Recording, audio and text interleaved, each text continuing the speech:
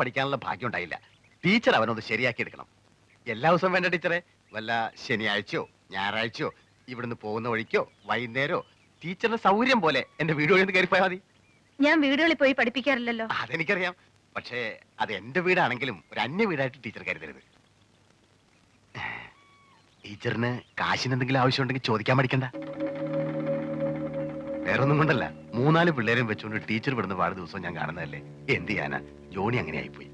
ടീച്ചറെ, പല ദിവസവും രാത്രി അവനെ ഞാൻ അങ്ങോട്ടാ വേണി വണ്ടി പോ.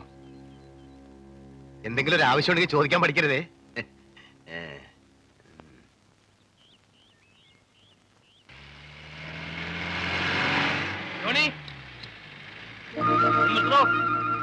ഒരു കാര്യം പറയട്ടെ,